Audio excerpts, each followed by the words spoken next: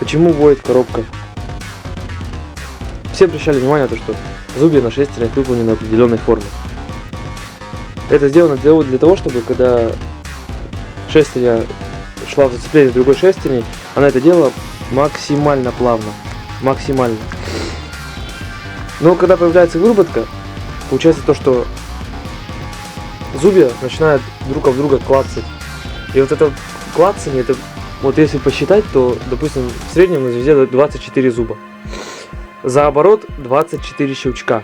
А сколько оборотов делает коробка за единицу времени? Да уйма. И получается вот этот вой. Он бывает высокий, низкий. В основном высокий такой вой. На скутерах, в редукторах. Да, в скутерах, в редукторах такой вот вой чаще всего замечается.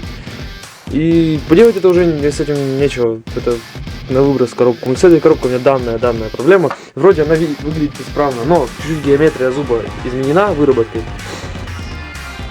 Мало ли что там, абразив попал или что, но геометрия изменилась, все, появился вой. И этого уже не избежать только под замену.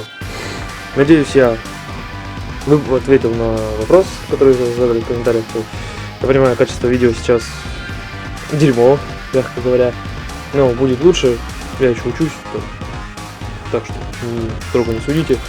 Задавайте вопросики, будут более обширные ответы. Вот. До свидания.